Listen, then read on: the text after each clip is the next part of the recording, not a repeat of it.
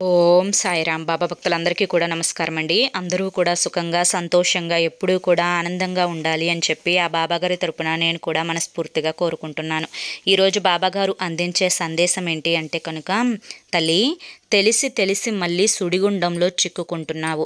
December 31 లోపు ఈ యొక్క 4 వస్తువులు తీసి బయట పడేయాలి. లేదంటే మళ్ళీ కొత్త సంవత్సరంలో నరకం చూస్తావమ్మా. ఈ సంవత్సరంలో ఎన్నో బాధలతో విసిగిపోయిన నీ జీవితంలోకి ఆనందాలు రావడానికి ఈ 4 వస్తువులు నీ యొక్క జీవితానికి అడ్డుగా నిలిచాయి. కాబట్టి వీటిని నువ్వు వెంటనే తీసి పడేయాల్సిందే అని చెప్పి ఏదో తెలియని సందేశంతో బాబాగారు మన ముందుకు వచ్చారండి. మరి బాబాగారు ఏం చెప్పినా కూడా అది మన మంచి కోసమే కాబట్టి వీడియోని చివరి వరకు చూడండి. అది వినే ముందు చాలామంది కూడా చెప్పుకోలేనటువంటి సమస్యలతోటి సతమతమైపోతూ వాటిని ఎలా తీర్చుకోవాలో తెలియక ఇబ్బంది పడిపోతూ ఉంటున్నారు. అటువంటి వారి కోసం శ్రీ షిరిడి సాయిబాబా ఆశీస్సులతో జ్యోతిష్యం చెప్పబడును. గురూజీ శివరామరాజు గారు. Phone number 995994225552. మీరు ఇప్పటి వరకు ఎన్నో చోట్ల జ్యోతిష్యం చెప్పించుకొని మీరు ఆశించిన మార్పులు మీ జీవితాలలో జరగలేదని చెప్పి బాధపడి ఉంటారు. కానీ ఇక్కడ అస్సలు అలా జరగదండి. మీ సమస్యలు ఏవైతే ఉన్నాయో, ప్రేమ, పెళ్లి, ఉద్యోగం, రాజకీయం, సంతానం లేక ఇబ్బంది పడుతున్న భార్యాభర్తల మధ్య గొడవలున్నా, అప్పుల సమస్యలున్నా, శత్రువుల సమస్యలున్నా, అవేంటో మీరు గురువుగారికి వివరించి చెప్పినట్లయితే వాటికి తగిన పూజలు చేసి గురువుగారు మీకు రోజులలోనే పరిష్కారాన్ని చూపిస్తారు. గురువుగారు చెప్పింది చెప్పినట్లు 100కు 1000% జరుగుతుంది. నమ్మకంతో స్క్రీన్ మీద కనిపిస్తున్న నెంబర్కి అయితే కాంటాక్ట్ అవ్వండి. అంతేకాకుండా భార్యాభర్తల మధ్య వశీకరణ, స్త్రీ మరియు పురుషుల మధ్య వశీకరణ కూడా 100% జరపబడును. మాకున్నటువంటి ఎన్నో రకాలైన సమస్యలు కూడా గురువుగారు చేసిన పూజల వల్ల అవన్నీ తీరి ఈ రోజున మేము ఆనందంగా జీవితంలో ముందడుగు వేస్తున్నాము. అలాగే మీ జీవితాల్లోకి సంతోషాలు రావాలి అంటే ఈ నెంబర్కి వెంటనే కాంటాక్ట్ అవ్వండి. ఇక మనం ఆలస్యం చేయకుండా బాబాగారి యొక్క సందేశం ఏంటో తెలుసుకుందాం. తల్లి తెలిసి తెలిసి సుడిగుండంలోనే చిక్కుకుంటున్నావు అని చెప్పి నేను ఎందుకు అన్నాను అని చెప్పి ఆలోచిస్తూ ఉన్నావు కదా బిడ్డ. నేను ఏం చెప్పినా కూడా అది నీ మంచి కోసమే అని చెప్పి నీకు బాగా తెలుసు. ఈ యొక్క పాత సంవత్సరం అంటే 2025 సంవత్సరం నీ జీవితంలో ఎన్నో విషాదాలను నింపింది. ఎన్నో కష్టాలను చూశావు, ఎన్నో బాధలని భరించావు, ఎన్నో అవమానాలని చూశావు. అంతేకాకుండా కొంతమంది వ్యక్తుల యొక్క మనస్తత్వాలను, నిజ స్వరూపాలను కూడా చూశావు. ముఖ్యంగా కొంతమంది ఏవైతే వారి యొక్క మనస్తత్వాలను నీకు డైరెక్ట్గా చూపించి వారి యొక్క నిజ స్వరూపాన్ని బట్టబయలు చేసుకున్నారో వాటి ద్వారా చాలా గుణపాఠాలని నేర్చుకున్నావు. కొంతమంది వ్యక్తుల దగ్గర మొహమాటానికి పోయి నీ జీవితాన్ని చాలా వరకు కూడా పాడు చేసుకున్నావు. ఇలా ఆరోగ్యానికి సంబంధించి కొన్ని సమస్యలు, భార్యాభర్తలకు సంబంధించి కొన్ని సమస్యలు, డబ్బు పరంగా కొన్ని సమస్యలు, చేస్తున్న పనుల పట్ల సరైన ఆదాయం లేక కొన్ని సమస్యలు, మానసికమైన ఒత్తిడి, ఇలా ఎన్నో రకాలుగా నువ్వు చాలా నష్టపోయావు అనే చెప్పుకోవచ్చు. ప్రతి వ్యక్తి కూడా తమ యొక్క జీవితం కొత్త సంవత్సరం నుంచి ఆనందంగా మొదలవ్వాలి. ఏ కష్టాలు ఉండకూడదు. గతంలో అనుభవించిన బాధలు వేటిని కూడా ఈ కొత్త సంవత్సరంలో అనుభవించకూడదు. జీవితం అంతా కూడా సంతోషంగా నిండిపోవాలి. ఏ పని చేసినా కూడా కలుసుబాటు రావాలి. ఆరోగ్యం బాగుండాలి. ఆర్థికంగా అభివృద్ధి చెందాలి. సంఘంలో గౌరవ మర్యాదలు తెచ్చుకోవాలి. ఇలా ప్రతిదీ కూడా పాజిటివ్గానే ఆలోచించి ఈ కొత్త సంవత్సరం ఆనందంగా ఉండాలి అని చెప్పి 12 గంటలు దాటిన తర్వాత నోటిని తీపి చేసుకొని ఈ యొక్క కొత్త సంవత్సరాన్ని మొదలు పెడతారు. అలాగే నీ జీవితం నువ్వు కోరుకున్న విధంగా నువ్వు దక్కాలి అంటే కనుక నేను చెప్పిన ఈ 4 వస్తువులు వెంటనే ఇంట్లో నుంచి బయట పడవేయాలి. ఇలా పడవేసే ముందు కొన్ని ముఖ్యమైన మాటలు నేను నీతో చెప్పి తీరాలి తల్లి. ఎందుకు అంటే ఈ ఉన్న జీవితం అనేది చాలా విలువైనది. ఈ జీవితం నీకు నీ తల్లి ప్రసాదించిన ఒక గొప్ప వరం. ఈ భూమి మీద నువ్వు మానవుడిగా పుట్టావు అంటే కనుక ఏ జన్మలోనో నువ్వు చేసుకున్న పూజల యొక్క పుణ్య ఫలితం. మరి ఈ జీవితంలో పడే కష్టాలకి అర్థం ఏంటి అంటే కొన్ని కర్మానుసారంగా జరుగుతున్నవి అని చెప్పి నువ్వు అర్థం చేసుకోవాలి బిడ్డా. ఇప్పుడు ఈ వీడియో నీ కంట పడింది అంటే కనుక నీకు అదృష్టపు గడియలు అనేవి మొదలవుతున్నాయి కాబట్టే ఈ కొత్త సంవత్సరం అంతా కూడా నీ జీవితం అంతా సంతోషాలతోటి నిండిపోతుంది అన్న ముఖ్య ఉద్దేశంతో ఈ వీడియో నీ కంట పడేలా ఆ ఈశ్వరుడు చేశారు అని చెప్పి భావించు. ఎందుకు అంటే కనుక తల్లి, నీ జీవితంలోకి ఆనందాలను, సంతోషాలను, నువ్వు కోరుకున్నటువంటి కోరికలను రానివ్వకుండా అడ్డుపడుతున్న వస్తువులను కనుక నువ్వు డిసెంబర్ 31 లోపు తీసివేసి ఈ యొక్క కొత్త సంవత్సరంలోకి, ఈ 2026వ సంవత్సరంలోకి నేను చెప్పిన విధంగా నువ్వు అడుగు పెట్టావు అంటే కనుక నీ జీవితం అంతా కూడా సంతోషాలతోటి నిండిపోతుంది. ఇంతకు ఆ 4 వస్తువులు ఏంటి అనేది చెప్తాను, జాగ్రత్తగా విను. అది కూడా మొదటిగా పూజా మందిరం నుంచే మొదలు పెడతాను బిడ్డ. ఎప్పుడైనా కానీ పూజా మందిరం అనేది సువాసన భరితంగా ఉండాలి. ఆ యొక్క పూజా మందిరంలో దేవుని చిత్రపటాలు ఎప్పటికప్పుడు కూడా అందంగా కలకలలాడుతూ ఉండాలి. కానీ నీ యొక్క పూజా మందిరం అనేది ఎప్పుడో బేదగా, దీనా పడినట్లుగా, బూజుతోటి, ఎప్పుడో పెట్టిన తాంబూలం యొక్క తమలపాకులు ఎండిపోయి, అదేవిధంగా నీ యొక్క దేవుని చిత్రపటాలు పగిలిపోయి దరిద్రానికి సంకేతాలుగా ఉన్నాయి. అలా కాకుండా దేవుని యొక్క మందిరం ఎప్పుడూ కూడా బూజు అనేది లేకుండా శుభ్రపరచుకోవాలి. ఒక దేవుని చిత్రపటం ఒకటికి మించి మరొకటి ఉండకూడదు.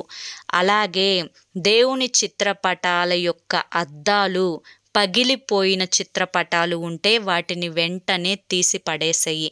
ముఖ్యంగా మట్టి ప్రమిదలు పగిలిన, లేదా నువ్వు చేస్తున్న ఇత్తడి ప్రమిదలు అనేవి వంకర వచ్చినా, సొట్టలు పడినా, ఒకవేళ వెండి ప్రమిదల్లో చేస్తుంటే అవి సొట్టలు పడినా, వంకర వచ్చినా వాటిని కూడా వెంటనే మార్చేసుకోవాలి. అలా మార్చినప్పుడు మాత్రమే నీ యొక్క జీవితంలోకి సంతోషాలు అడుగు పెడతాయి అని చెప్పి నువ్వు గుర్తుంచుకోవాలి బిడ్డ. ఎప్పుడూ కూడా ఒకటికి మించిన చిత్రపటాలు కనుక దేవుని మందిరంలో ఉంటే ఆ దేవునికి ఆగ్రహం అనేది వస్తుంది అని చెప్పి గుర్తుంచుకో. అంతేకాకుండా పగిలిన చిత్రపటాల వల్ల దరిద్రం అనేది తాండవిస్తుంది. ఆ యొక్క దేవుని ఆశీర్వాదం అనేది నీకు లభించదు. నువ్వు అనుకుంటూ ఉంటావు కదా, ఎన్నో పూజలు చేస్తున్నాను, ఎన్నో వ్రతాలు చేసుకుంటున్నాను, నాకెందుకు భగవంతుడు ఈ విధమైన కష్టాలను ఇస్తున్నారు అని చెప్పి. వాటన్నింటికీ కూడా కారణం ఇది కూడా అవ్వచ్చు.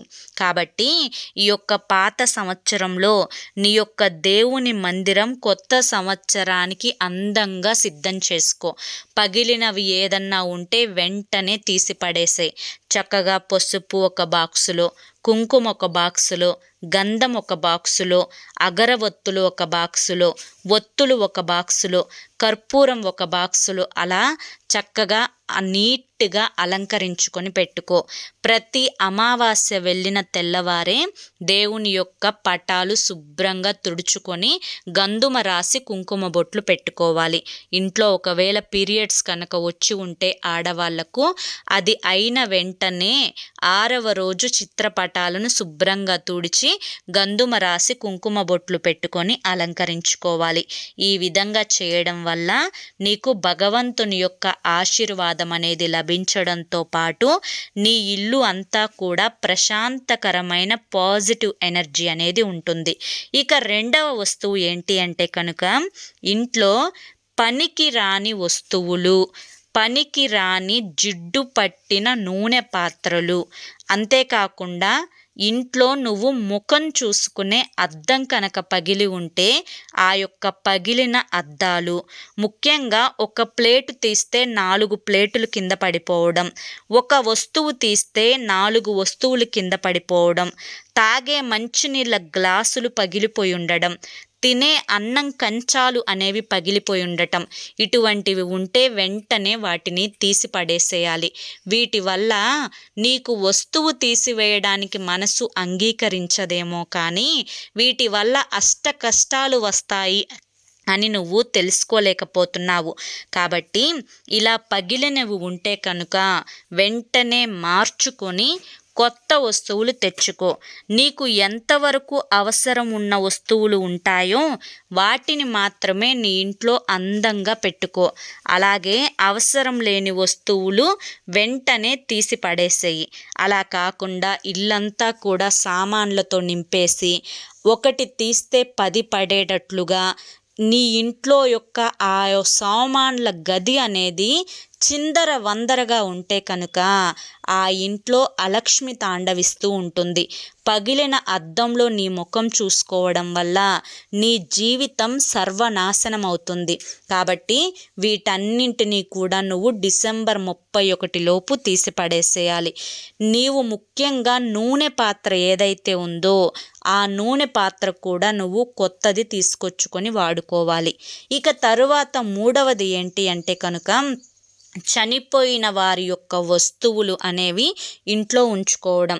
ప్రతి ఒక్కరికి కూడా వారి వ్యక్తుల మీద ఇష్టత అనేది ఉంటుంది. వారు చనిపోయినా కూడా వారి యొక్క ప్రేమ అనేది మనలో జీవిస్తూనే ఉంటుంది. ప్రతిరోజు కూడా వారిని గుర్తు తెచ్చుకొని కంటతడి పెడుతూ ఉంటాము. అలాగని చెప్పి వారి యొక్క వస్తువులు అనేవి ఇంట్లో పెట్టుకోవడం వల్ల ఆ వస్తువులను చూసినప్పుడల్లా వారు గుర్తుకు వచ్చి కళ్ళు చెమ్మగిల్లుతూ ఉంటాయి. దానివల్ల మనసంతా బాధతో నిండిపోతుంది. ఆ విధమైన బాధతో నిండిన మనసుతో నువ్వు రోజు మొదలు పెడితే నువ్వు చేసే పనులలో ఆటంకం అనేది ఏర్పడుతుంది. చెయ్యాలి అనుకున్న పనులలో వృద్ధి అనేది జరగదు. ఎప్పుడైనా ఒక మనిషి చనిపోయారు అంటే ఆ వ్యక్తి మీద ప్రేమ ఉండటం తప్పు లేదు.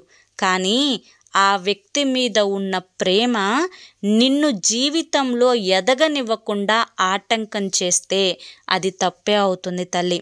మనసులో వారి మీద ప్రేమ, వారు మనకి చిరకాలం అలాగే ఉండిపోతారు. వారి జ్ఞాపకాలతో మనసంతా నిండిపోతుంది. అంతేకాని ఆ వస్తువులు ఎదురుగా పెట్టుకొని వాటిని చూస్తూ తలుచుకుంటూ జీవితాన్ని వెళ్ళబుచ్చుకోవడం అనేది సరైన పద్ధతి కాదు. ఒకవేళ బంగారం అటువంటి వస్తువులు కనుక ఉంటే వాటిని కరిగించి నీకు ఇష్టమైన వస్తువు చేయించుకున్నా కూడా అది వారి గుర్తుగానే ఉంటుంది.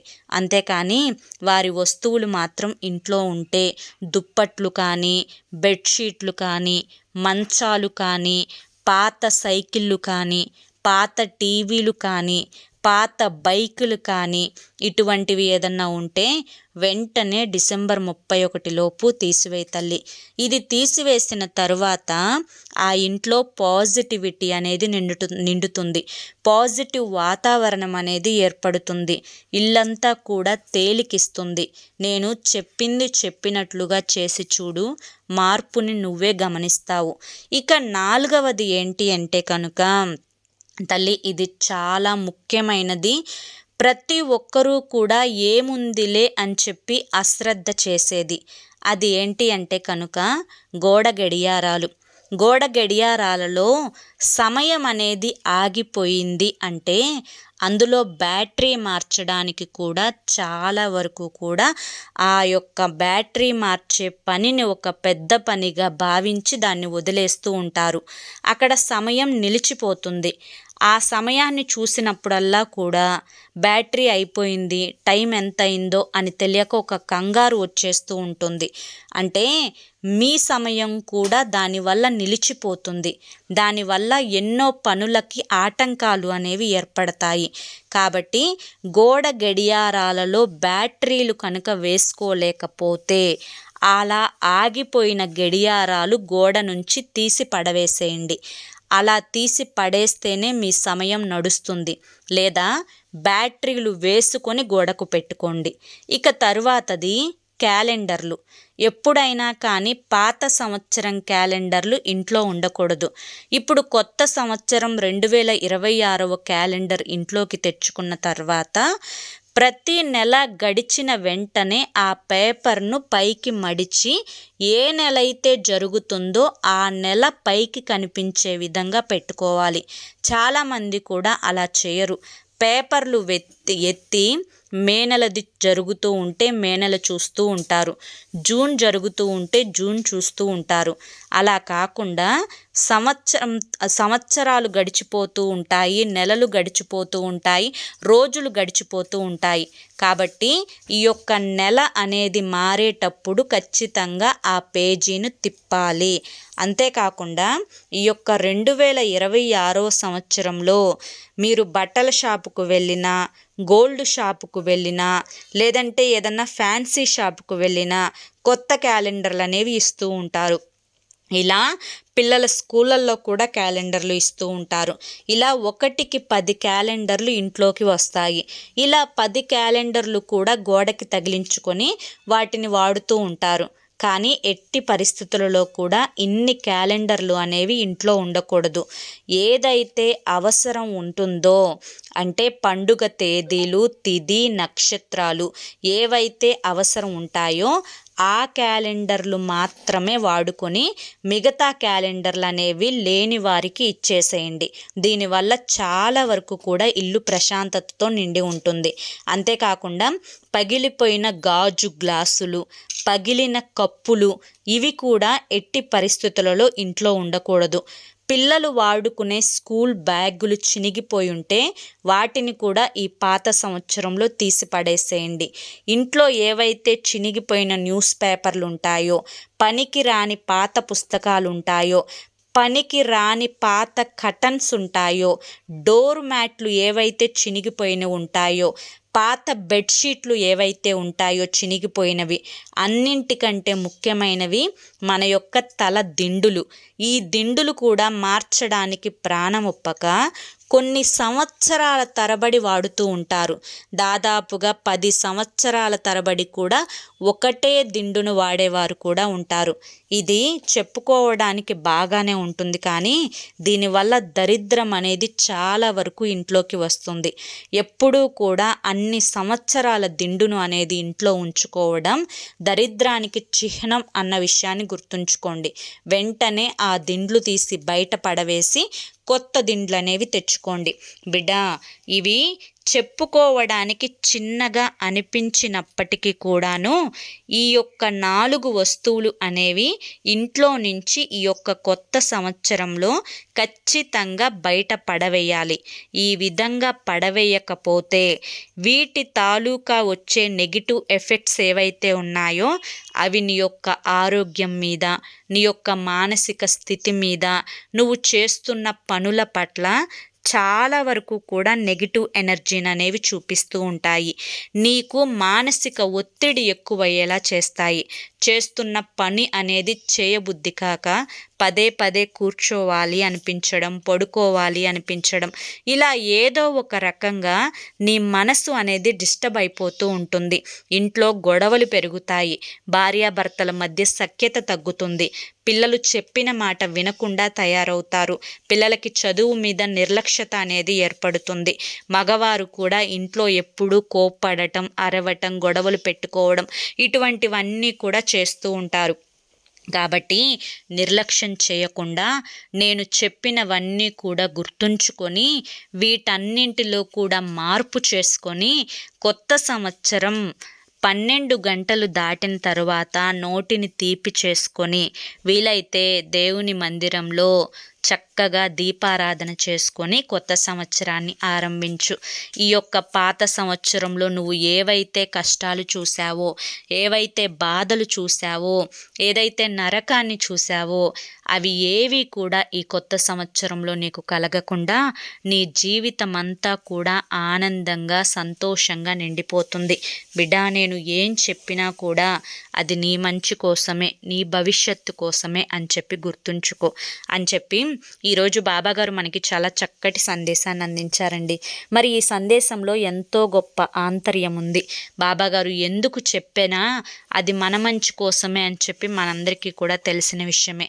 మరి ఈ సందేశం మీ అందరికీ కూడా నచ్చింది అనిపిస్తే ఈ వీడియోకి ఒక లైక్ ఇవ్వండి. లైక్ ఇచ్చిన వెంటనే హైప్ అని వస్తుంది, హైప్ ఇవ్వండి. కింద కామెంట్ సెక్షన్లో ఓం సాయిరామ్ అని చెప్పి టైప్ చేయండి.